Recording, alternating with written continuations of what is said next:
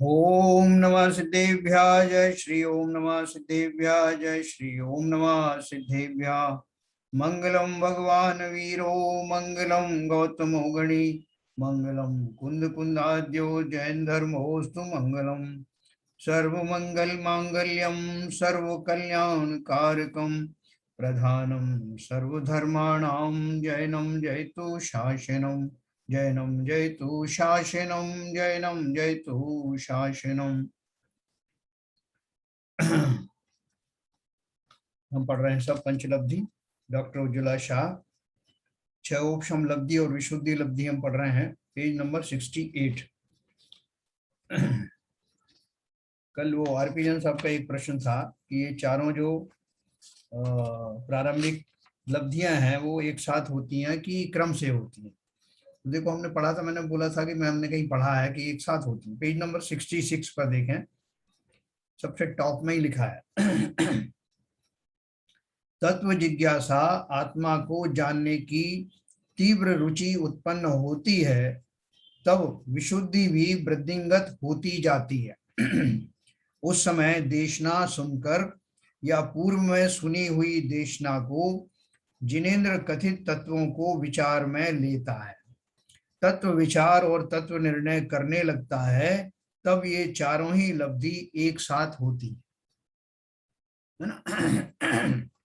तो एक साथ होती है का अर्थ क्या है कि हमारे समझने में क्रम जरूर पड़ता है।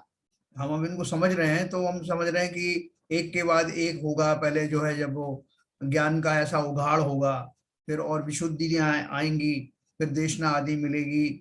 ये सारी चीजें हमारे ध्यान में ये क्रम पड़ता है, लेकिन जिस जीव को ये होना होता है वो क्रम फटाफट निबट जाता है। और एक साथ होने का अर्थ ये है कि उतने एक अंतर्मुहूर्त में सारा हो जाता खेल, तो इसलिए उसको एक साथ कहना बनता है। क्योंकि जो एक समय है, एक पर्टिकुलर समय पीरियड है, उसमें वो चारों ही प्रकट हो जाती हैं। अगर उसमें क्रम भी पड़ता है तो हमें उससे कोई मतलब नहीं, क्योंकि एक अंतर्मुहूर्त में सारी हो जाती है। तो ये हमने उसमें पढ़ा था। दूसरी बात एक ये है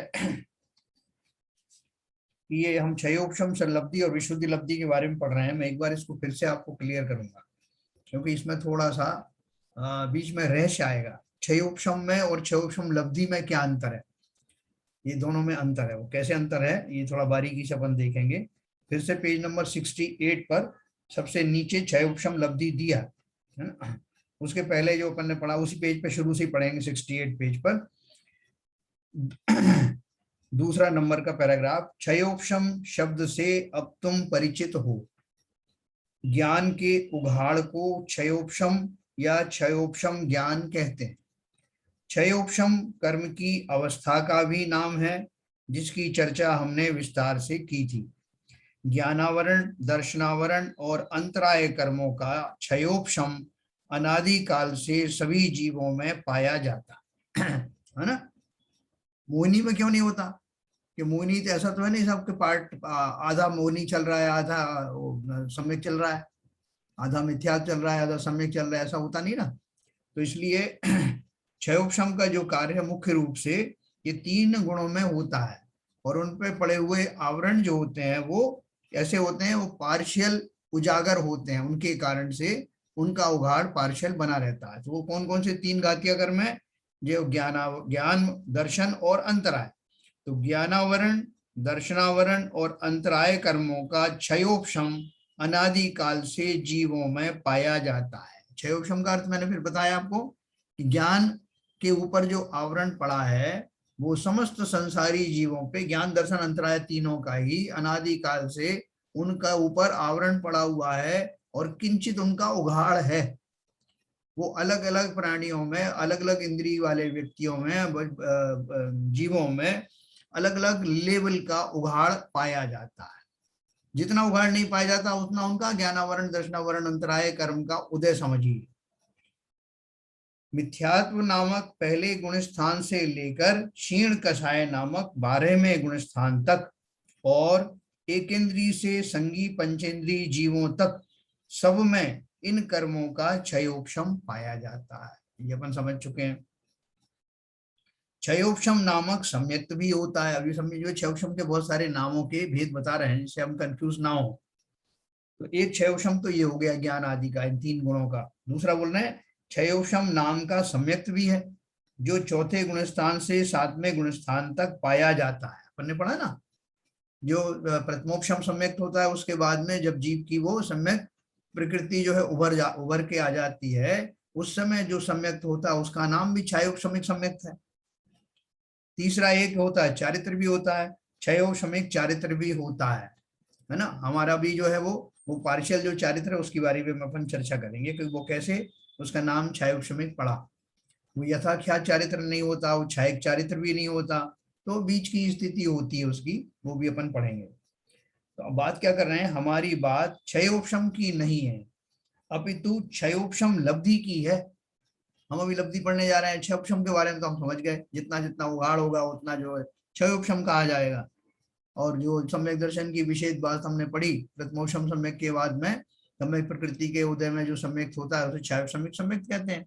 लेकिन वो कह रहे हैं ये तो खाली आपको ये समझाने के लिए कहा है कि क्षयोक्षम क्या होता है, और क्षयोक्षम लब्धि उससे डिफरेंट है। वो डिफरेंट कैसे है ये समझना। क्षयोक्षम लब्धि मात्र संगी पंचेंद्रीय जीवों में ही पाई जाती है, जबकि ज्ञान का क्षयोक्षम सभी जीवों में है। लेकिन क्या बोला यहाँ है, क्षयोक्षम लब्धि मात्र संगी पंचेंद्रीय जीवों में ही पाई जाती है, परंतु संगी पंचेंद्रीय होना अर्थात ज्ञान का इतना उघाड़ होना मात्र ही क्षयोक्षम लब्धि नहीं कहलाती। हम ये नहीं बोल रहे कि पंचेंद्रियों के संगी पंचेंद्रियों में होने वाले ज्ञान को उघाड़ को क्षयोक्षम लब्धि कहते हैं, नहीं। दो बातें हमने सुनी, एक इंद्रिय से लेकर के 12वें गुण स्थान तक के जीवों के जो ज्ञान होता है, अपन ज्ञान की मुख्य रूप से बात करें, वैसे 3 कर्मों की बात है, तो उन सब में जो ज्ञान होता है वो क्षयोक्षम जाति का होता है। दूसरी बात उन्होंने ये कही, जो क्षयोक्षम लब्धि होगी वो किन में होगी, वो संगी पंचेंद्रीय जीवों में होगी। ये 2 बात हमने पढ़ी। लेकिन फिर वो क्या कह रहे हैं कि जो जो उनका जो क्षयोक्षमिक ज्ञान है संगी पंचेंद्रीय जीव का, उसको क्षयोक्षम लब्धि नहीं कहते, तो किसको कहते हैं। उसकी परिभाषा इस प्रकार है, ज्ञानावरणादि समस्त अप्रशस्त कर्म प्रकृतियों की शक्ति अर्थात अनुभाग जिस काल में समय समय प्रति अनंत गुणा घटता अनुक्रम रूप होकर उदय में आने लगे, उस काल में क्षयोक्षम लब्धि होती है। अप्रशस्त कर्मों की शक्ति हीन हीन होकर उदय में आती रहती है। देखो क्या कहा, अभी मैं सैनी पंचेंद्रीय जीव हूं और मनुष्य हूं, मेरा ज्ञान का क्षयोक्षम भी अच्छा खासा है, लेकिन इतने मात्र से मेरी वो क्षयोक्षम लब्धि नहीं आई। तो उसकी पहचान कैसे है, उसकी पहचान उन्होंने बताई कि जिस काल में जीव के जो पाप प्रकृतियां है ना, चारों ही घातीय कर्मों की पाप प्रकृतियां हैं, और उनका निरंतर अनुभाग फलदान शक्ति भी प्रकट हो रही है उदय के रूप में। लेकिन एक समय ऐसा आता है जब उदय में आती हैं तो उनका अनुभाग बहुत ज्यादा नहीं होता, वो घट के आने लगती हैं। जैसे पहले मेरे 1 किलोवाट का जो है मेरे उससे पावर की आ रही थी, तो अब जो उस समय में जो आएंगी वो मात्र 0 पॉइंट समथिंग किलोवाट का या वाट का आएगी। सारी ही चारों कर्मों की जो उदय होगा वो अब बहुत घटते हुए अनुभाग में होगा। ये कब घटित होने वाला है, जब मुझे सम्यक दर्शन प्राप्त होने वाला है, ध्यान रखना, ये पूरे जीवन भर घटित नहीं हो रहा है। तो उस समय वो लब्धि आने वाली है, उसका ये लक्षण है कि अब मेरा जो भी इन 4 घातीय कर्मों का जो अनुभाग है वो बहुत मंद मंद होता हुआ उदय में आएगा। पहली बात, अप्रशस्त कर्मों की शक्ति हीन हीन होकर उदय में आती रहती है ना। अप्रशस्त कर्म ये सारे घातीय कर्मों के जितने भी हैं। अनंत गुणा घटता का अर्थ अपन ने कल पढ़ा था, है ना। अनंत गुणा घटता का कर्म क्या है कि वो धीरे धीरे शनै शनै घटता हुआ चला जाता है, अनंतमा भाग, फिर उसका अनंतमा, फिर उसका अनंतमा, ऐसे होता हुआ वो घटता जाता है। अब ये घटना पूरे जीवन भर तो घटित हो नहीं सकती, तो इसलिए मात्र उन क्षणों में होता है जब सम्यक दर्शन होने वाला है। इसलिए उन्होंने क्या कहा कि ये चारों लब्धियां जो पहले वाली हैं एक अंतर्मूर्त में हो जाती हैं। ऐसा नहीं बताएगा पूरे जीवन भर हमें एक लब्धि आई, वो टिक के बैठी हुई है, तब तक आपने हमसे बोला तुम यहीं ठहरना, तब तक मैं दूसरी लब्धि लेके आता हूँ, है ना, ऐसा नहीं है। वो एक साथ ही जीव के वो भाव उस काल में जब उसे सम्यक दर्शन होना होता है तो प्रकृति ये उपहार में देती है। क्यों? क्योंकि अब उसको जो है वो सम्यक दर्शन प्राप्त करना है तो प्रकृति उसको सपोर्ट करती है। तो सपोर्ट करने में वो जो उसकी बड़ी बड़ी जो कर्मों की जो स्थितियां थी, बड़े बड़े अनुभाग वाले कर्म थे घातिया कर्मों के, वो पहाड़ के पहाड़ अब जो कर्म उनका उदय में आ रहा है इस काल में बहुत मंद मंद होकर के आएगा। तो ये तो हो गई क्षयोक्षम लब्धि। अब आप समझ गए हैं कि कैसे उसको उदय में आएगी। और देखो इसमें और क्या बताया। इन सभी ये पेज नंबर 69 पे लास्ट बट वन पैराग्राफ में, इन सभी अप्रशस्त कर्मों का अनुभाग अर्थात फल देने की शक्ति प्रति समय अनंत में भाग प्रमाण हीन होती जाती है और उदय में आती है। तो अभी इसमें दो काम हो रहे हैं कि उदय भी हो रहा है, और उदय कैसा हो रहा है, बहुत कम अनुभाग वाला हो रहा है। तो उदय होने से क्या हो रहा है कि उसका निर्जरा भी हो रही है ना, और नवीन भी बंद नहीं बनेंगे, भी अपन आगे पढ़ेंगे उसमें। तो बहुत सारा कमाल होने वाला है। बहुत ध्यान से सुनना कि क्या क्या जो है घटित होने वाला है। हम उस मुकाम पे पहुंच गए हैं जब वो चमत्कार हमारे जीवन में होने वाला है। हम ये मान के चल रहे हैं कि ये पांचों लब्धियां हमारी आने ही वाली हैं। तो अब क्षयोक्षम और क्षयोक्षम लब्धि, इन दोनों में जो अंतर है वो तुम्हारे ख्याल में आ जाएगा। कैसे ख्याल में आएगा? क्षयोक्षम तो केवल देशघाती प्रकृति में ही पाया जाता है ना। क्षयोक्षम तो केवल देशघाती प्रकृति में ही पाया जाता है, और क्षयोक्षम लब्धि में अनुभाग प्रति समय अनंत गुणा घटता है। वो कार्य सभी घातिया कर्मों में और अघातिया कर्मों के अप्रशस्त प्रकृतियों में होता रहता है। देखो क्या फर्क बताया इसमें। कि पेज नंबर 54 के ऊपर एक टेबल अपन ने देखी, पेज नंबर 54 के लिए।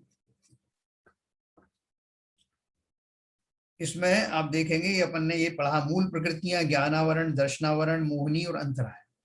इसमें से सर्वघाती प्रकृतियां हैं। सर्वघाती का अर्थ क्या है कि जब वो उदय में आती हैं तो आपको कोई जरा भी किंचित उघाड़ नहीं होने देती।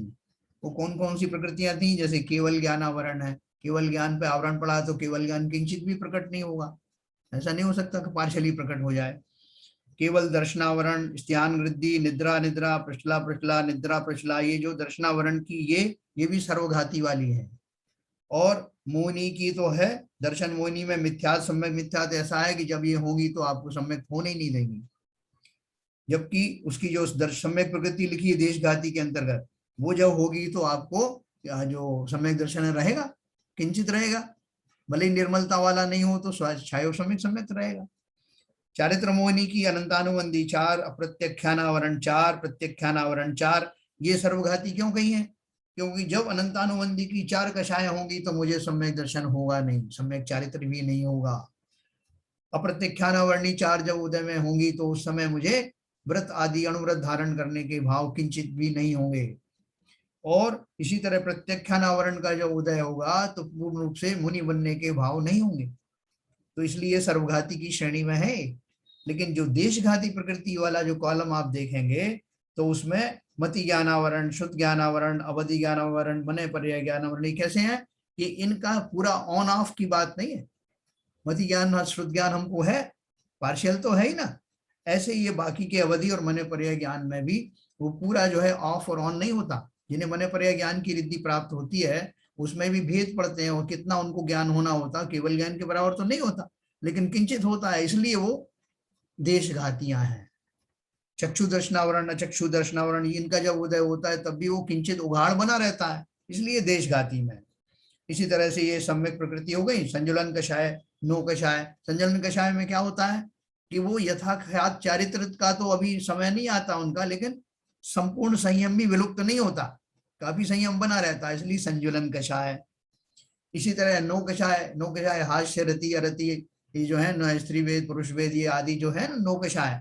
नो कषाय में क्या है? कषाय तो है लेकिन ऐसी तीव्र कषाय नहीं है जैसी क्रोध मान माया लोभ आदि है, इसलिए वो पार्शियल कषाय, इसलिए वो भी देशघाती में आती हैं, हमारे चारित्र का किंचित ही घात करती हैं।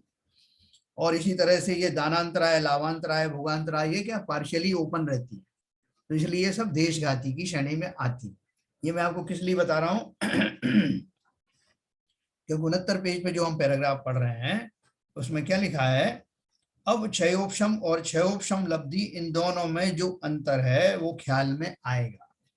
क्षयोपशम तो केवल देशघाती प्रकृति में ही पाया जाता है, जो अपन ने अभी पढ़ा, और क्षयोपशम लब्धि में अनुभाग प्रति समय अनंत गुणा घटता है। वह कार्य सभी घाती कर्मों में और अघाती कर्मों की समस्त अप्रशस्त प्रकृतियों में होता रहता है। मतलब चाहे वो देशघाती हो चाहे सर्वघाती हो, जो भी उदय में आ रहा है उनका अनुभाग घटता हुआ ही आएगा। तो इतना लंबा आपको पैमाना मिल गया। अगला पेज पे देखेंगे, क्षयोपशम में तो देशघाती कर्मों का जितना अनुभाग है उतना ही उदय में आता है, और क्षयोपशम लब्धि में अनुभाग प्रति समय अनंतमा भाग होकर उदय में आता रहता है। हमें ज्ञान का क्षयोपशम है ना, कितना क्षयोपशम है? बाय एंड लार्ज एक आदमी का जो ज्ञान है, अगर उसमें कुछ और अपन वो नहीं करें तो इन जनरल पूरे जीवन भर एक जैसा उसका आईक्यू लेवल चलता रहता है। तो आईक्यू लेवल का अर्थ में उसमें जोड़ रहा हूँ क्षयोपशम ज्ञान में। तो एक आदमी का ऐसा नहीं होता कि आईक्यू जो है वो अभी एक क्षण में एक तरह का है, दूसरे क्षण में दूसरा बदल के बहुत विद्वान बन जाएगा, फिर मूर्ख हो जाएगा, ऐसा नहीं होता। बाय एंड लार्ज एक लेवल रहता है। वो लेवल क्यों रहता है? क्योंकि उसमें जितना अनुभाग उस कर्म के आवरण का है वो निरंतर उदय में आता रहता है, लगभग वही क्रम, वही लेवल बना रहता है। लेकिन जब क्षयोपशम लब्धि हो जाती है तो मेरा वो अनुभाग जो है वो कम हो करके ही उदय में आता है। मतलब जैसे मैं अभी थोड़ा से शास्त्रों को समझ रहा था, बारीक शास्त्रों को फॉर एग्जाम्पल, तो थोड़े देर के बाद में और उससे भी बारीक मेरी बुद्धि हो जाएगी, और उससे और चलो आगे चलूंगा तो और बारीक होती जाएगी। ऐसा क्रम होते होते मेरा ज्ञान का परम उघाड़ होने लगता है, जो सिग्नल है इस बात का कि मेरा क्षयोपशम, मुझे क्षयोपशम लब्धि की प्राप्ति हो गई है। वो आएगा उन्हीं क्षणों में आएगा। लेकिन उसमें क्या हो रहा है ये मैकेनिज्म मैं आपको बता रहा हूं। ये क्षयोपशम लब्धि है। क्षयोपशम तो निरंतर वर्तता है, मेरा ज्ञान का क्षयोपशम तो निरंतर है, नींद में बेहोशी में भी कायम रहता है। कि नींद में अगर मैं हूं, ऊँघता हुआ भी किसी ने कोई प्रश्न पूछा तो मेरा आईक्यू लेवल लगभग वही रहता है, उसी तरह से मैं जवाब देता हूँ। ऐसा नहीं कि मैं नींद से उठा तो एकदम विद्वान बन जाता हूँ, सो जाता हूँ तो बिल्कुल पागल हो जाता हूँ, है ना। तो इसलिए क्षयोपशम में तो निरंतर वर्तता है, नींद में बेहोशी में भी कायम रहता है, परंतु क्षयोपशम लब्धि तो अंतर मुहूर्त मात्र होती है, जागृत अवस्था में ही होती है। प्रकृति ने आपको कोई अगर नियम दिया है, कुछ फैसिलिटी दी है, तो वो ऐसा नहीं दिया कि पूरा पूरा दीर्घकालीन उसका फायदा उठाते रहो, फिर तो आदमी कोई मिथ्यादृष्टि हो गई नहीं, फिर तो उसको कभी कोई कर्मों का फल मिलेगा नहीं। तो खाली ये सुविधा आपको तब है, उस काल में है जब आप सम्यक दर्शन प्राप्त करने जा रहे हैं, ठीक है, या उसके निकट जा रहे हैं, तो ये आपको क्षयोपशम लब्धि की प्राप्ति होती है, जो अंतर्मूर्त काल तक रहती है, जिसमें घातिया और अघातिया की समस्त पाप प्रकृतियों का अनुभाग घटता हुआ ही उदय में आता है। ये बात क्लियर हो गई होगी सबको। अब देखिए, क्षयोपशम तो ज्ञानावरण, दर्शनावरण और अंतराय के देशघाती प्रकृति में पाया जाता है। मैं फिर से रिपीट कर रहा हूं, क्या उन्होंने बोला, एक इसमें छूट गया है कर्म, ध्यान देना। ज्ञानावरण, दर्शनावरण और अंतराय, ये 3 कर्म हुए, इसमें चौथा मोहिनी वाला नहीं डाला है ना। वो क्यों नहीं डाला अभी आपको बताऊंगा। तो बोल रहे हैं क्षयोपशम तो ज्ञानावरण, दर्शनावरण और अंतराय के देशघाती प्रकृति में ही पाया जाता है। क्षयोपशम ज्ञान है ना हमारा, या जो जो क्षयोपशम की अपन ने पढ़ी अभी पेज में 56 पे। परंतु क्षयोपशम लब्धि में इन प्रकृतियों के अलावा, ये तीन प्रकृति हो गई जिनमें देशघाती की बात हो रही थी, लेकिन इनके अलावा मिथ्यात्व और चारित्र मोहिनी कर्मों का अनुभाग भी अनंत गुणा घटता हुआ उदय में आता है। तो ये मेरी क्षयोपशम लब्धि की उपलब्धि क्या है, उसमें जो एडिशनल जो एक है बहुत जो कष्टकारी जो हमारा कर्म है, जो महाढीठ कर्म है, जो मोहिनी कर्म है, उसका जो मिथ्यात्व है यानी दर्शन मोहिनी और चारित्र मोहिनी कर्म, उनका भी जो उदय है वो बहुत घट घट करके आ रहा है। क्यों आ रहा है? क्योंकि मुझे मिथ्यात्व से निपटने के लिए प्रकृति ने सुविधा दी है। एक अंतर मुहूर्त तक हम आपको ये फैसिलिटी देते हैं, इस बीच आप अपना काम कर लेना। तो क्या क्या फैसिलिटी दे दी? ये एकदम क्षयोपशम लब्धि के द्वारा मेरा वो जो उघाड़ हो रहा था उन कर्मों का, उन प्रकृतियों का, वो ज्ञानावरण दर्शनावरण अंतराय की तो देशघाती प्रकृतियों का ही अनुभाग कम हुआ। यहाँ तो इनकी सर्वघाती प्रकृतियां हैं, मिथ्यात्व सर्वघाती है नहीं, उसका भी अनुभाग कम हो करके उदय में आएगा। अर्थात मैं उस समय में, उस काल में विद्वानों जैसा बिहेव करूंगा, ज्ञानियों जैसा मेरा व्यवहार शुरू हो जाएगा। मेरी बुद्धि जिन चीजों से भ्रमित थी वो दर्शन मोहिनी के कारण अभी सम्यक्त हुआ नहीं है, लेकिन उस जाति के मेरे भाव होने लगेंगे जिन्हें सम्यक्त होना होता है, उसके पहले के ये लक्षण है। मिथ्यात्व का भी अनुभाग घटता हुआ आएगा और चारित्र मोहिनी कर्मों का भी, यानी जो हमारी कषाय हैं, वो कषाय भी अब मंद मंद होकर उदय में आएंगी।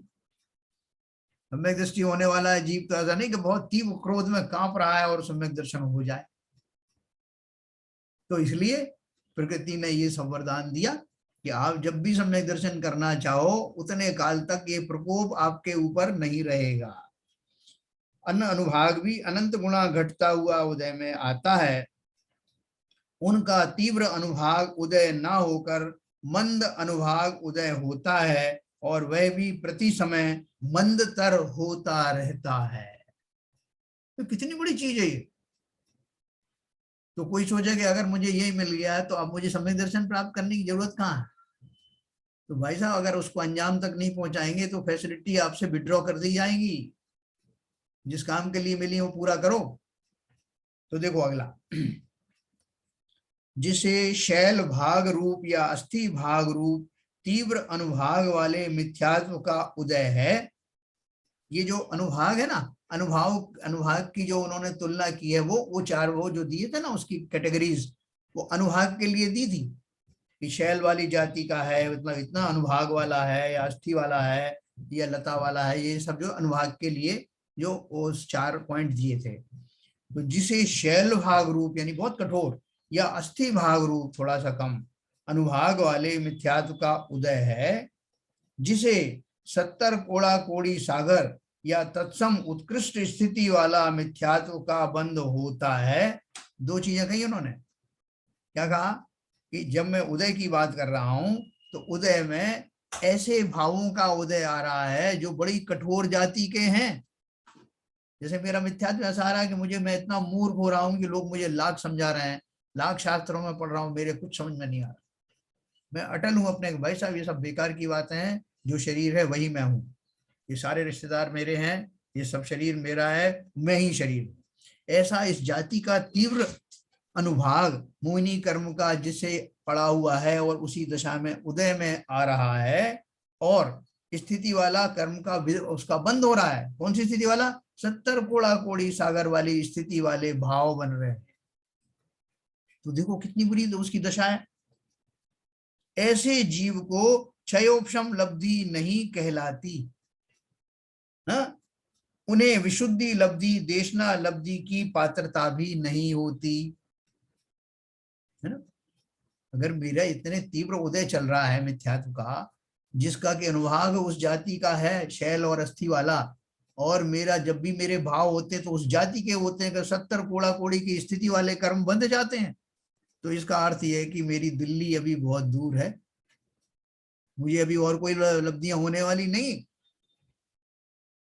तो उन्होंने लिखा ऐसे जीव को क्षयोपशम लब्धि नहीं कहलाती, उन्हें विशुद्धि लब्धि देशना लब्धि की पात्रता नहीं होती।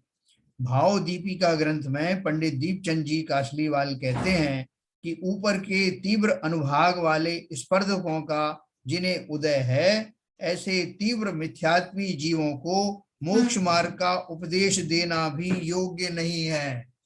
देखो ये सब लोग ध्यान से सुनना, इसलिए किसी ऐसे व्यक्ति को जबरदस्ती पकड़ करके कोशिश मत करना अधर्म सिखाने की। आप घोड़े को किनारे तक तो ले जा सकते हो, उसे पानी नहीं पिला सकते। तो इसलिए जो ज्ञानी है, आचार्य आदि हैं, वो कुपात्रों को उपदेश नहीं देते। क्यों नहीं देते? उसके पीछे दो कारण है। न केवल वो उसके समझ में आएगा, बल्कि उसकी कषायों में और वृद्धि हो जाएगी, है ना। मैं संस्कृत का एक आपको श्लोक सुनाता हूं ना। उपदेशो ही मूर्खाणाम न किम प्रयोजनम, पयोपानम भुजंगानाम केवलम विषवर्धनम। मूर्खों को उपदेश देने से कोई लाभ नहीं होता, उनका क्रोध बढ़ता ही है। जिस तरह सर्प को दूध पिलाने से जहर ही बढ़ता है। इसलिए उन्होंने क्या लिखा कि जिसके जीव के इस तरह के भाव आ रहे हैं, जिसके मोहनी आदि कर्मों के अनुभाग इतने तीव्र हैं कि जिन्हें शैल और हड्डी वाली जाति के कहे जाते हैं अनुभाग रूप से, और जिनके भावों की कारण से उनकी स्थिति उन कर्मों की 70 कोड़ा कोड़ी सागर वाली बन रही है, ऐसे जीव उपदेश के पात्र भी नहीं है। उनको आपने उपदेश दिया तो आप उनका बुरा ही करोगे, अच्छा नहीं कर सकते। तो तीव्र उदय चल रहा है, वो जीव ऐसे भाव कर रहा है और आपने बोला भैया ऐसे मत करो, इससे तुम नरक चले जाओगे। तो वो क्या जवाब देगा? मुझे जाना है नरक, तुम्हें क्या मतलब है? मैं तो जाऊंगा, मैं आया इसलिए हूं, कल तो क्या मैं आज ही जाऊंगा। वो उसको क्रोध कषाय के वश में ऐसे शब्द निकलेंगे और उसकी प्रेरणा, उसको उकसा रहे हो आप। इसलिए बचना कि साहब मैंने तो क्या किया, मैंने तो उसको समझाया, तो वो तो उसके भाव और खराब हो गए।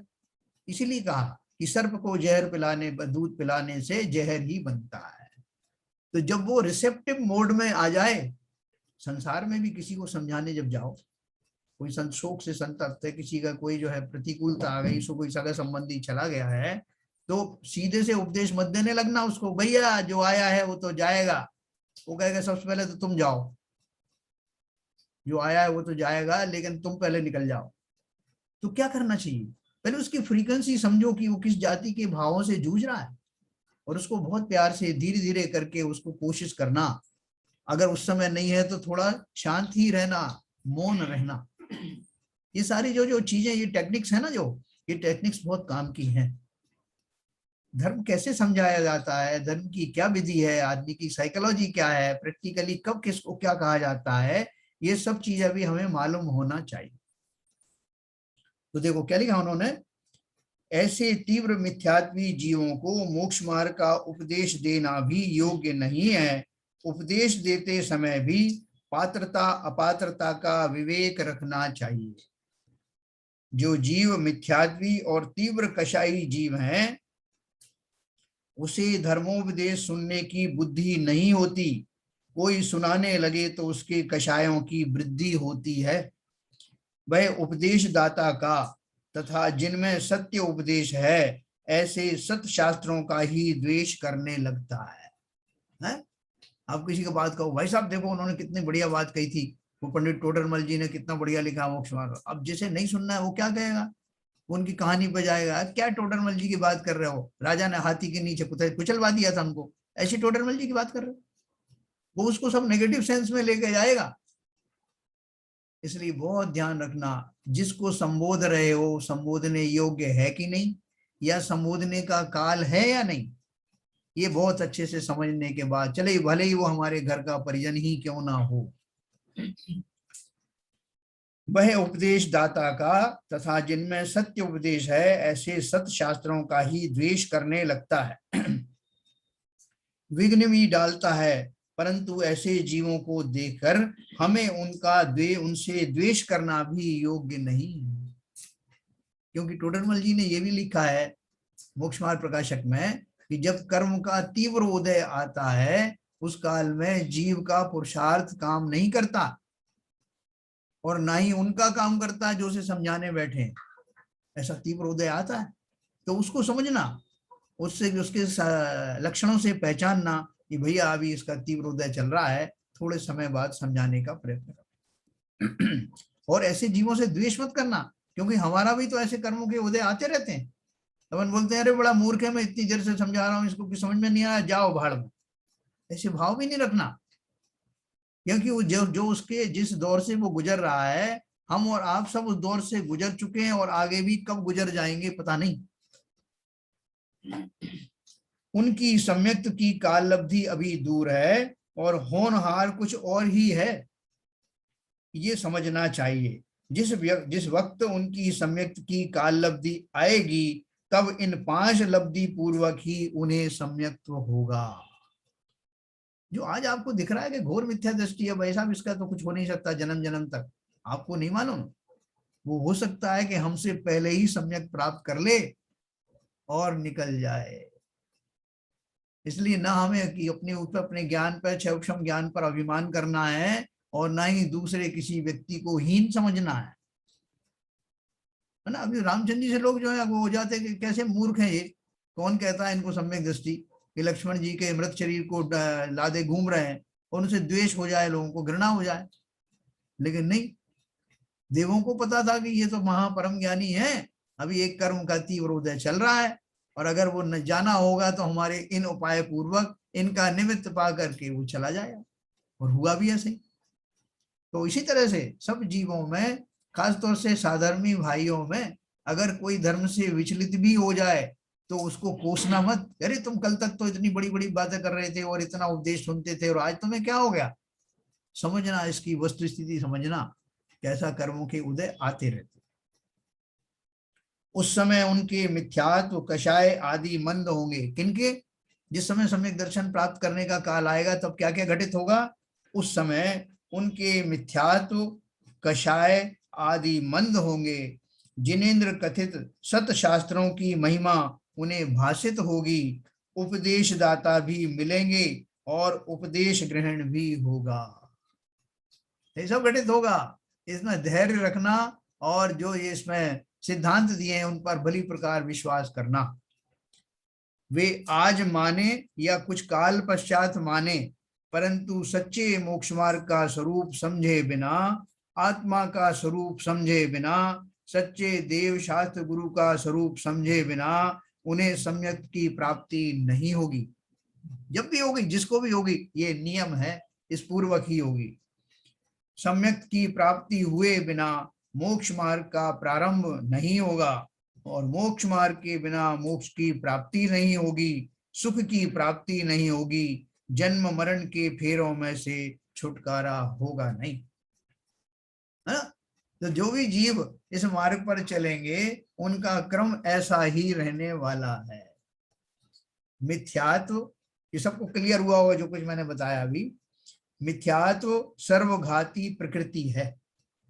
अभी अपन ने पढ़ा था कि जो है, जो क्षयोक्षम होता है वो देशघाती प्रकृतियों में होता है, और जब तो क्षयोक्षम लब्धि की बात चल रही है तो सर्वघाती प्रकृतियां, जैसे जब मिथ्यात्व होता है सम्यक तो नहीं होता, उसके बंधन पड़े रहते हैं। तो यहाँ तो क्या बोल रहे हैं? मिथ्यात्व सर्वघाती प्रकृति है, उसमें शैल, अस्थि और दारू 3 प्रकार के स्पर्धक पाए जाते हैं। ठीक है। क्षयोक्षम लब्धि में उनका अनुभाग अनंत गुणा घटता जाता है, फिर भी उसे मिथ्यात्व प्रकृति का क्षयोक्षम नहीं कहते ना। क्यों नहीं कहते? क्योंकि क्षयोक्षम का अर्थ तो ये हो गया कि पार्टली भैया वो सम्यक दर्शन है और पार्टली नहीं है, तो वो दशा सम्यक वाली तो नहीं कही जाएगी। तो सम्यक तो होने में तो ऑन और ऑफ चलता है, या तो सम्यक्ति है या मिथ्या दृष्टि है। तो बोल रहे हैं कि उनका लेवल तो थोड़ा हो सकता है कि कितना घोर है। जैसे एक फुटपाथ पर मैंने आपको उदाहरण दिया, एक फुटपाथ पर सोने वाला जीव, जो मनुष्य तो है, सैनी पंचेंद्री है उसमें, और हमने मिथ्यात्व तो कहा जाएगा गुण की अपेक्षा से, लेकिन 1000 सीढ़ियों में वो कहाँ खड़ा है, हम कहाँ खड़े? तो वो इसी अपेक्षा से, अनुभाग की अपेक्षा से, शैल, अस्थि और दारू, ये 3 प्रकार के स्पर्धक होते हैं। उनमें से हमारे स्पर्धक कौन से उदय में आ रहे हैं ये अब हम समझ गए। क्षयोक्षम लब्धि में उनका अनुभाग अनंत गुणा घटता जाता है। किसका? मिथ्यात्व प्रकृति का। फिर भी उसे मिथ्यात्व प्रकृति का क्षयोक्षम नहीं कहते, क्योंकि क्षयोक्षम देशघातियों में होता है, सर्वघाती प्रकृति है ना, इसलिए उसको क्षयोक्षम नहीं है। असाता वेदनी आदि अघाती कर्मों की अप्रशस्त प्रकृतियों का अनुभाग भी प्रति समय घटता जाता है। देखो एक और बढ़िया रहस्य है, जो अब ये तो अघाती कर्मों की सारी अप्रशस्त पाप प्रकृतियां ही हैं, उनका इतना बड़ा जो है उनका उनमें लॉस होता जा रहा है, मतलब वो उनमें इतना इतना ज्यादा उनका घटाव होता जा रहा है। और अब अघातीय कर्मों में जो पाप और पुण्य नाम की प्रकृतियां थी ना, अपन जो है पाप प्रकृतियों को अप्रशस्त कहते हैं ना, तो अघाती कर्मों की अप्रशस्त प्रकृतियों में भी तो कुछ होना चाहिए ना, तो हो रहा है। क्या हो रहा है? असाता वेदनी आदि अघाती कर्मों की अप्रशस्त प्रकृतियों का अनुभाग भी प्रति समय घटता जाता है। ये किस समय हो रहा है? जब मेरा चयोपशम लब्धि प्राप्त हो गई है। और क्या क्या होता है देखो, कैसा सहज सुंदर नियम है। किसी जीव ने पूर्व में बहुत पाप किए हों, तीव्र मिथ्यात्व का सेवन करके तीव्र अनुभाग वाले कर्मों का बंध किया हो, तो भी जिस समय उसे अपने आत्मा का स्वरूप तथा तत्व ज्ञान जानने संबंधी जिज्ञासा और तीव्र रुचि उत्पन्न होती है, तो उसके पूर्वबद्ध कर्मों का अनुभाग मंद होने लगता है ना। कौन कहता है कि जो आपने एक बार कर्म बांध लिए तो वो वैसे ही के वैसे उदय में आएंगे, है ना। उदय में आने से पहले ही इस तरह के भाव कर लिए आपने, वो सारे कर्मों में खलबली मच जाने वाली है। क्या घातिया और क्या अघातिया, तो सबका उनका अनुभाग कम होने होते होते बहुत कम होने वाला स्थिति में ही उनका उदय होगा। जिस जिज्ञासा, और हमें करना क्या है, जिस समय उसे अपने आत्मा का स्वरूप तथा तत्वज्ञान जानने संबंधी जिज्ञासा और तीव्र रुचि उत्पन्न होती है, तो उसके पूर्वबद्ध कर्मों का अनुभाग मंद होने लगता है। जब मिथ्यात्व और चारित्र मोहनी कर्म मंद होकर उदय में आने लगेगा, तो जाहिर है कि जीव के भी मंद कषाय रूप परिणाम होंगे, धर्मानुराग रूप परिणाम होंगे। कल वो पदम चंद जी पूछ रहे थे ना कि कषाय कैसे कम करें, तो ये उसका उत्तर है कि मुझे तो तीव्र रुचि के साथ में इस सिद्धांत को पढ़ना है, समझना है, जीवन में कैसे घटित होना है। अगर मैंने रुचि पूर्वक उसको समझा भी, तो भी जीवन में घटित होने लगेगा। तो रुचि का अर्थ ही है कि मैं उसका अनुपालन करने के लिए तत्पर हो गया हूं। रुचि नहीं है तो मात्र पढ़ने से कुछ होने वाला नहीं। लेकिन रुचिवान व्यक्ति अगर है, तत्व जिज्ञासा जिज्ञासु है, तत्वों के बारे में चिंतन करता है, तो बाकी सारे उपहार प्रकृति स्वयं प्रदान करेगी। अनंत वर्षों से जो कर्मों का संचय किया है, बड़े बड़े अस्थि जाति के, शैल जाति के, 70 कोड़ा कोड़ी वाले के, उन सब में आग लग जाएगी। इसलिए ये बहुत बड़ा काम है, और ये मैं ही कर सकता हूं, जीव द्रव्य ही कर सकता है, अजीब नहीं करता। तो जो सुविधा मुझे मिली हुई है, जो मैं कर सकता हूं, करो ना। तो आगे क्या दिया? इसी बात को अब विशुद्धि लब्धि के रूप में बताते हैं। देखो, क्षयोपशम लब्धि के प्राप्ति होने में ये सारी फैसिलिटी मिल गई। अब देखो उसी से जुड़ा हुआ विशुद्धि लब्धि का जो टॉपिक उन्होंने निकाला, पुराने कर्मों के अनुभाग उदय का मंद होना कारण है, निमित्त है, और मिथ्यात्व रागादिकों का मंद होना, शुभ परिणाम होना उसका नैमित्तिक कार्य है। इसलिए क्षयोपशम लब्धि को कारण जानकर पहले कहा है, और विशुद्धि लब्धि को कार्य जानकर पश्चात कहते हैं। वैसे तो ये दोनों एक साथ विद्यमान रहती हैं, वे एक ही सिक्के के दो पहलुओं की भांति है। देखो क्या बोल रहे हैं, जैसे उन्होंने ऊपर बताया ना कि जब मिथ्यात्व और चारित्र मोहनी, सॉरी इसके ऊपर बताया है, जिस समय उसे अपने आत्मा का स्वरूप तथा तत्वज्ञान जानने संबंधी जिज्ञासा और तीव्र रुचि उत्पन्न होती है, तो उसके पूर्वबद्ध कर्मों का अनुभाग मंद होने लगता है। जब मिथ्यात्व और चारित्र मोहनी कर्म मंद होकर उदय में आने लगेगा, तो जीव के भी मंद कषाय रूप परिणाम होने लगेंगे, धर्मानुराग रूप परिणाम होंगे। ये पहले बता दी ना ट्रिक, यही रहस्य है विशुद्धि लब्धि का। तो उन्होंने क्या बोला? इसी बात को विशुद्धि लब्धि के रूप में बताते।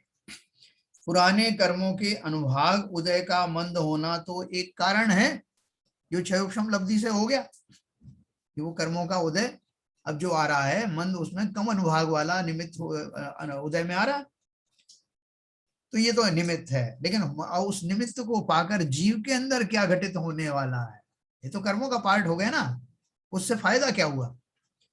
मिथ्यात्व और रागादिकों का मंद होना यानी शुभ परिणाम होना उसका नैमित्तिक कार्य है। जैसे ही वो कर्मों का अनुभाग घटता हुआ उदय में आएगा, जीव के शुभ भाव प्रकट होने लगेंगे, उसके अंदर में शुभ परिणाम होने शुरू हो जाएंगे। यही तो विशुद्धि लब्धि है। अभी तक अशुभ परिणाम हो रहे थे ना, अशुभ परिणाम हट गए तो शुभ शुभ हो गए, तो शुभ हो गए मतलब विशुद्धि हो गई, है ना। इस संक्षेप में मैंने आपको बताया। इसलिए क्षयोपशम लब्धि को कारण जानकर, क्षयोपशम लब्धि से कारण मिला कि कर्मों में जो कुछ होना था हो गया, लेकिन उसका लाभ मुझे क्या मिला? लाभ ये मिला कि कषायों की मंद अवस्था के कारण मेरे परिणाम शुभ होने लगे। और वो शुभ होने से क्या होगा कि बोले क्या है कि वैसे तो अपन बोलते हैं, अपन हर एक चीज में कारण कार्य लगा देते हैं, भाई साहब कारण क्या था और कार्य क्या हुआ। तो बोल रहे हैं जैसे आप किसी को एक कॉइन दो, एक सिक्का दो, तो सिक्के के पीछे एक शेर का वो बना हुआ है, दूसरी तरफ लिखा है 1 रुपया या 10 रुपया या 5 रुपया जो भी लिखा है। तो आप बोलोगे आप कौन सा वाला सिक्का दे रहे हैं मुझे, वो शेर वाला दे रहे हैं कि आप वो जिस पे 10 रुपए लिखे वो दे रहे हो?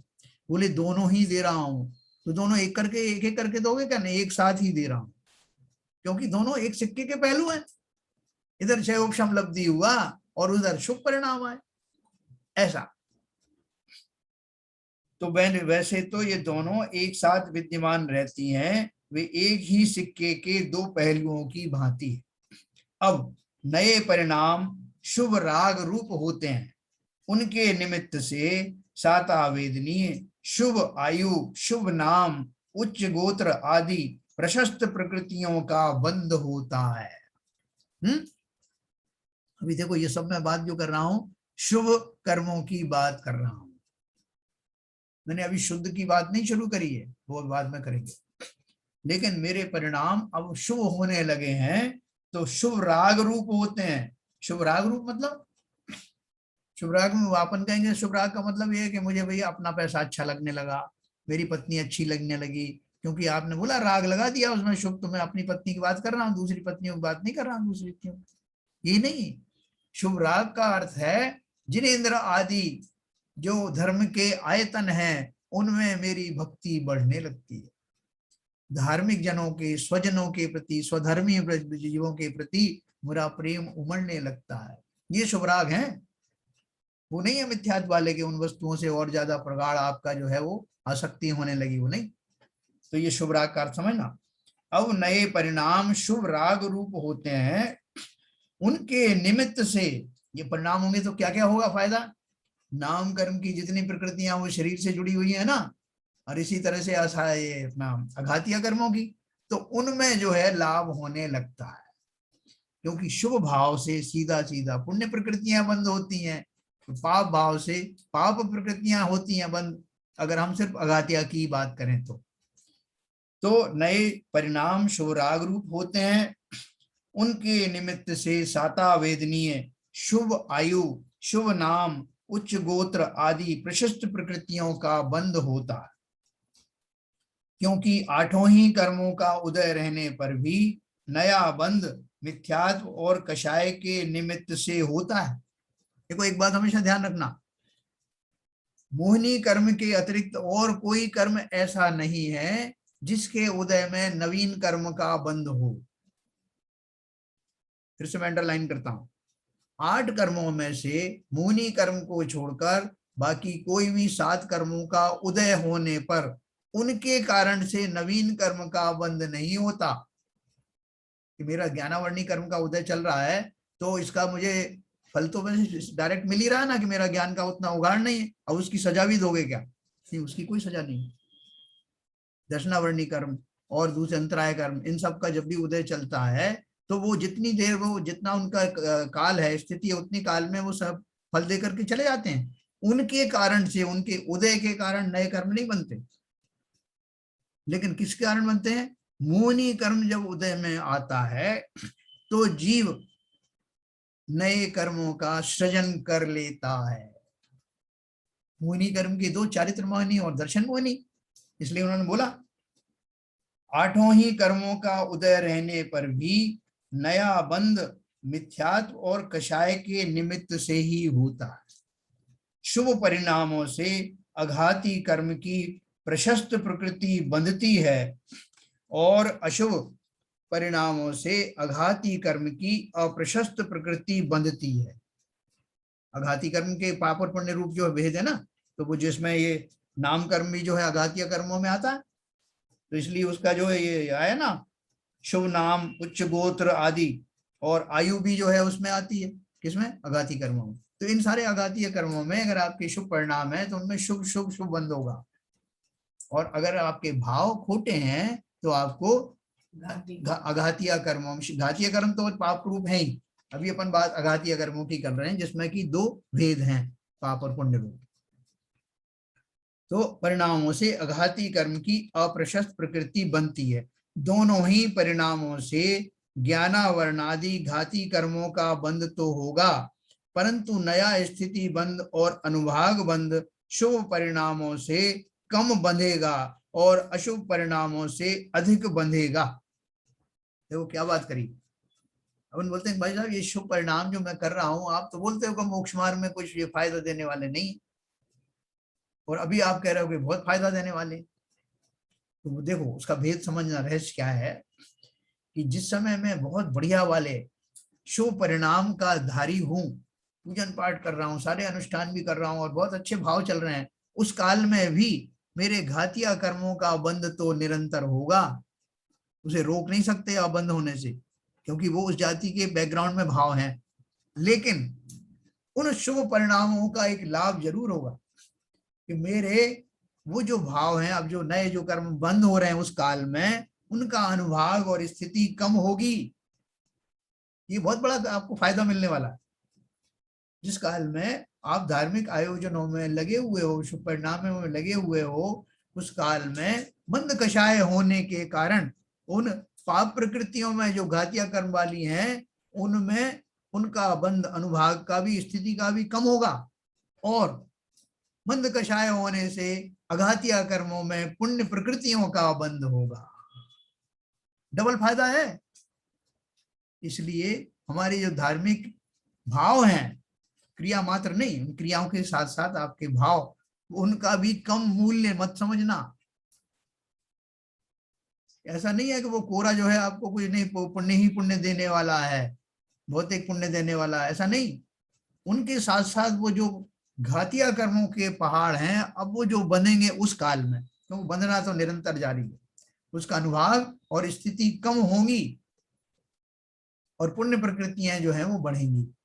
ये तो नियम है, लेकिन उससे संतुष्ट मत हो जाना, क्योंकि इससे हमारा संसार अभी खत्म नहीं हो पाएगा, है ना। उसके लिए आपको दूसरा टूल निकालना पड़ेगा।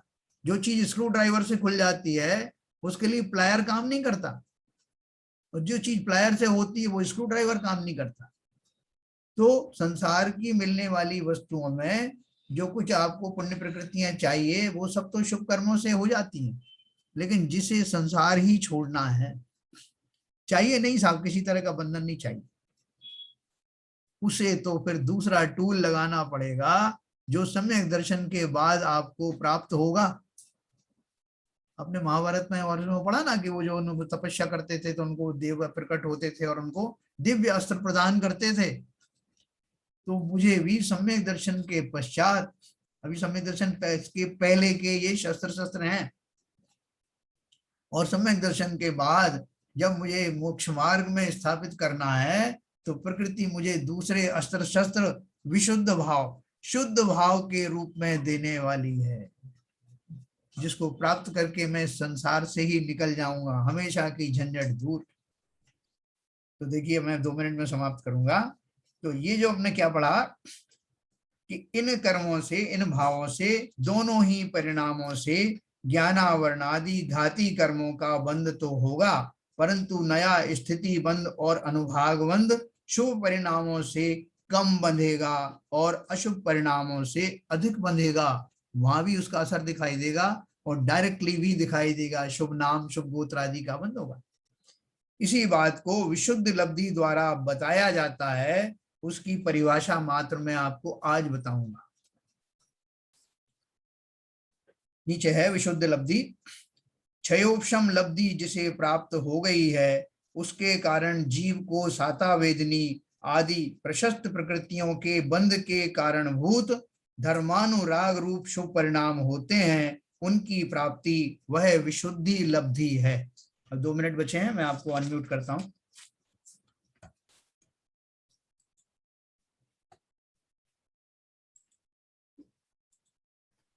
हाँ सर, पूछिए कुछ। अब एक प्रश्न है मेरा। जी जैसा आपने बताया कि जैसे हम शुभ धार्मिक कार्यों में लगे हुए हैं, हमारे भाव अच्छे हैं, जी, लेकिन घाती कर्म का बंध तब भी होता है। तो जब हमारे भाव ही खराब नहीं है तो घाती कर्म का बंध कैसे हो जाएगा? बहुत बढ़िया बात, बहुत बढ़िया। देखिए ऐसा है, मैंने एक बीच में एक लाइन बोली थी, आपने शायद ध्यान नहीं दिया। मैंने बोला कि जब मैं शुभ कार्यों में लगा हुआ हूँ, बहुत भक्ति पूर्वक जिनेंद्र की भक्ति आदि भी कर रहा हूँ, भाव भाव सहित कर रहा हूँ, तब भी मेरे जो हम्म बैकग्राउंड में मेरे जो संस्कार पड़े हुए हैं, उनके हम्म। फलस्वरूप उस जाति के भाव भी बैकग्राउंड में चलते रहते हैं। हाँ, ये मैंने सुना। लेकिन जब बैकग्राउंड में तो चल रहे हैं, लेकिन हम उससे ना रिएक्ट कर रहे हैं, ना हमारे भाव खराब हो रहे हैं, तो फिर से बंध कैसे हो रहा है घाती कर्म का? अबुद्धि पूर्वक होते हैं, अबुद्धि पूर्वक बंद हो रहे हैं। आप जानबूझ करके कुछ भी नहीं कर रहे हैं, लेकिन वो आपके जो पूर्व संतति कर्मों की पड़ी हुई है, वो निरंतर वो भी उदय में आ रहे हैं। उनका उदय भी नहीं रुक रहा, एक समय के लिए भी उदय हाँ, रुकता नहीं उदय है, में तो आ रहे हैं, बंद लेकिन नहीं। जब हम उससे इन्वॉल्व भी नहीं हो रहे हैं, उसके साथ नहीं हो रहे, तो मतलब फिर भी बंद हो जाएगा। नहीं, मैंने आपको क्या बोला कि बुद्धि पूर्वक और अबुद्धि पूर्वक ये दो। हाँ, अबुद्धि पूर्वक। हाँ ना बुद्धि पूर्वक हमको लग नहीं रहा कि हमको जैसे बंद कर रहे हैं, लेकिन हाँ। क्या है कि जैसे उसके पीछे जब छिलके होते हैं ना, किसी के पीछे जब अपन छिलका निकालते जाते हैं तो उसको नीचे मालूम पड़ता है, ये छिलके निकालने के बाद में अंदर से ये केला बहुत सड़ा हुआ है, बीच में एकदम जी काला है, जी जी। ऊपर से दिखाई नहीं देता। तो हाँ, तो अबुद्धि पूर्वक बंध जाता है। यहाँ मेरी जो खोटी वृत्तियां चल रही है ना, वो तब मालूम पड़ती हैं जब वैसा हमको सुविधा मिलती है। अब देखो कोई जीव बहुत विकार से युक्त है, लेकिन अभी अंदर में वो जो बाहर में बहुत ज्यादा विभक्ति आदि में लगा हुआ है, लेकिन अगर उसको कोई ऐसा मौका मिल जाए जिसमें उसकी वो वृत्तियां जो है फिर से प्रबल हो जाएं, उग्र हो जाएं, हम्म। इसका अर्थ क्या है, वो बैकग्राउंड में थी वो। जी जैसे कोई जीव है, उसको कोई बहुत विकारी विकार उसके होते रहते हैं, लेकिन वर्तमान में पूजन आदि कर रहा है, लेकिन जब कभी उसको ऐसे विकार के निमित्त मिल जाते हैं तो वो जो है वो उद्घटित हो जाता है, वो उसका वो जी रूप आ जाता है सामने। इसीलिए देखो आगे जब आप पढ़ेंगे तो जैसे नपुंसक वेद, पुरुष स्त्री वेद, पुरुष वेद आदि हैं, उस जीव को, उन्मुनि राज को पुरुष वेद का जो है उदय चल रहा है। आप जी बोलोगे पुरुष वेद का उदय कैसे चल रहा है? उनका तो जी श्रेणी आरोहण चल रहा है। जी। वो उनकी उस योग्यता को बोलते हैं उदय, कि उनमें योग्यता अभी भी है अवेलेबल हो। अच्छा।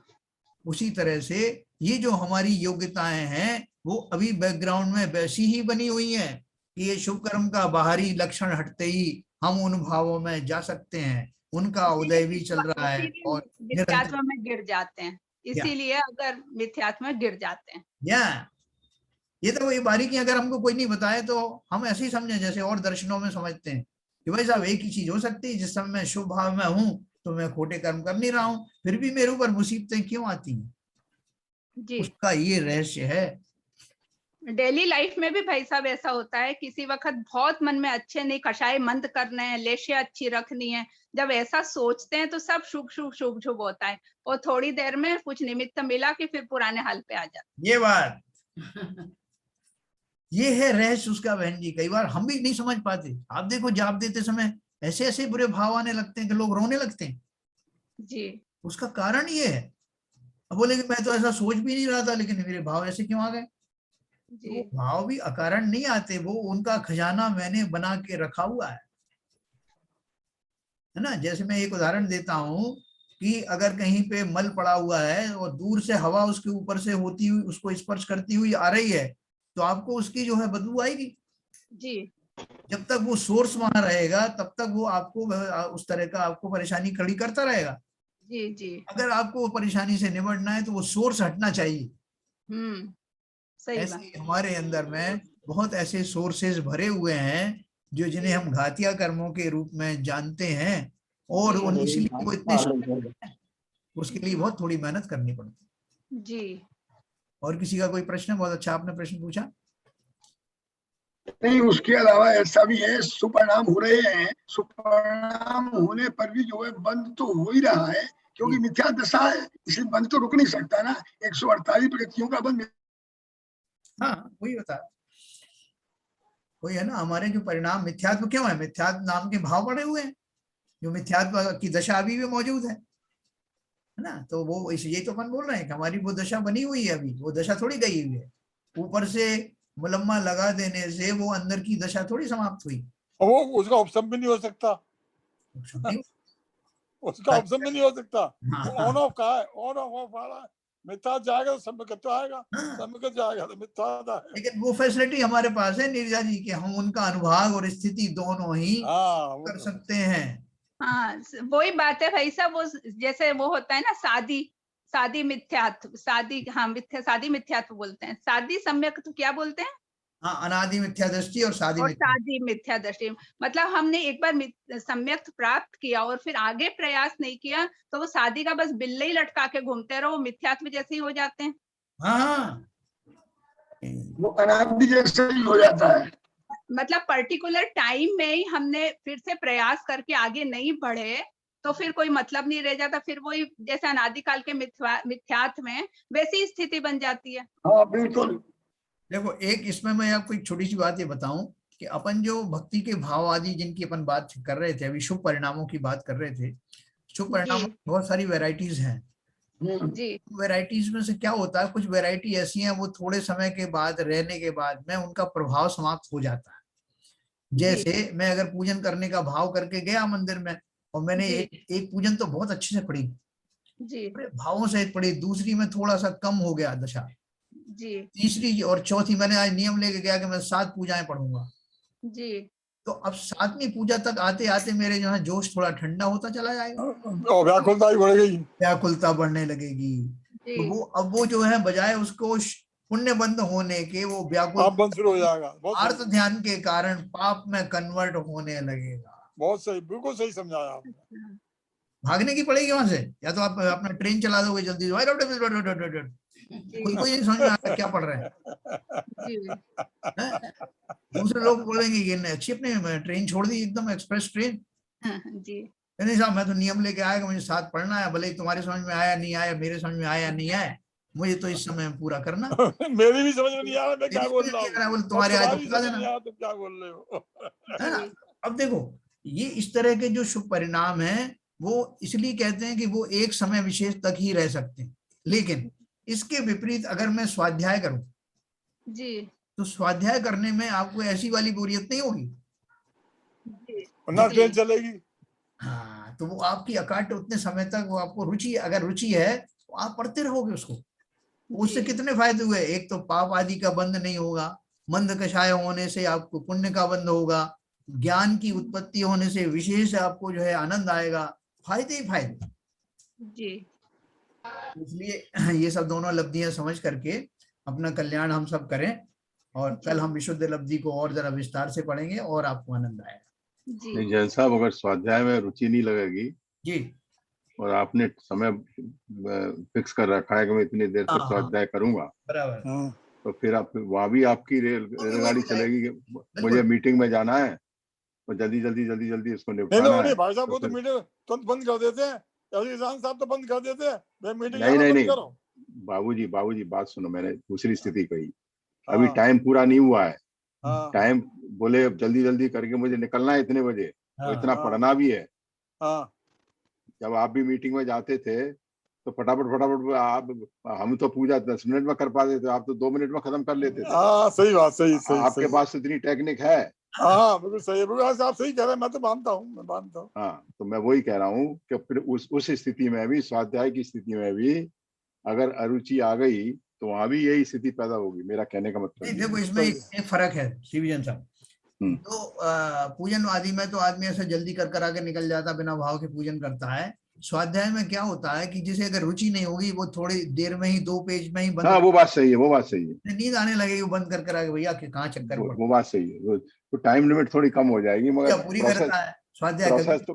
प्रोसेस तो पैरेलली है ऑलमोस्ट। हाँ, तो ये बहुत बढ़िया, सबने अच्छा इसके भाव को समझा, और मुझे भी ये प्रसन्नता है कि शायद मैं सरलता से इस बात को समझा पाया। नहीं नहीं, सरलता से क्या, आपने तो बहुत दिया तरी, पता ही नहीं पड़ा टाइम कब निकल गया। तो कल अपन विश्रुति लब्धि पढ़ेंगे, और जोर से पढ़ेंगे, और ध्यान पूर्वक पढ़ेंगे, और आनंद आएगा। ठीक है सर ये सबका श्रेय है आपका सिस्टम जो आपने क्रिएट किया है 2-3 दिन से। जी। समझाने का तरीका भी बहुत बढ़िया है, समझाने का समझाने का तरीका तरीका तो वो अलग बात है, वो तो है ही, वो तो शुरू से है, मगर जो 3-4 दिन से सिस्टम किया है जी, उससे जो कंसंट्रेशन लूज नहीं होती है ना, उससे जरा एक उससे बहुत फर्क पड़ा है। रहता है। बराबर, सही कहा आपने। चलिए ललित जी। हाँ भाई, ललित जी जिनवानी स्तुति का।